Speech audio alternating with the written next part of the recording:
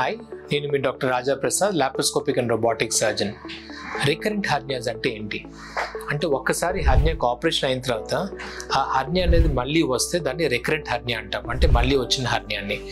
ఈ recurrent hernia అనేది ఎప్పుడైనా వచ్చినప్పుడు చాలా జాగ్రత్తగా చూడాలి. ఎందుకంటే ఏ కారణం వల్ల వచ్చింది, ఎందుకు ఆ పేషెంట్ మళ్ళీ వచ్చిందని కారణం చూసుకొని దాన్ని బట్టి మనం ట్రీట్మెంట్ అనేది చేయవలసి ఉంటుంది.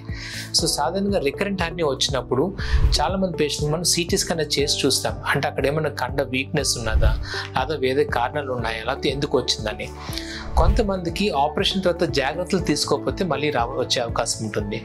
కొంతమంది పేషెంట్స్కి ఆ మెష్ అంటే జాలి అనేది వేసేది సైజ్ కొద్దిగా చిన్నగా ఉన్నప్పుడు మళ్ళీ హర్నియా రావచ్చు. సో ఈ కారణం ఏంటో చూసుకొని దాన్ని బట్టి వీళ్ళకి ఆలోచించి ప్లాన్ చేసుకొని చేయవలసి ఉంటుంది.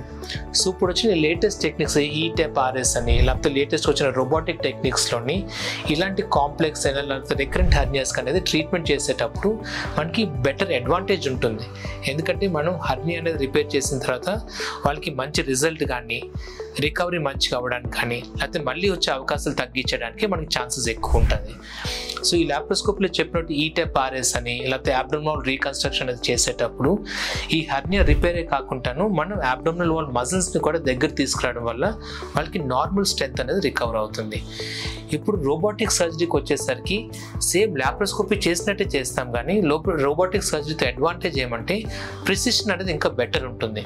ఎందుకంటే రోబోటిక్ ఆర్మ్స్లో మనం మామూలు చేసేటప్పుడు చిన్న చిన్న వణికైనా అలాంటివి ఉన్నవి తగ్గిపోతుంది. కాబట్టి అది 3D విజన్లో చూసి ఆపరేషన్ చేయడం వల్ల మనకి ప్రిసిషన్ అనేది బాగుండి నొప్పి అనేది కూడా లాప్రోస్కోపీ కన్నా కొంచెం తక్కువ ఉంటుంది.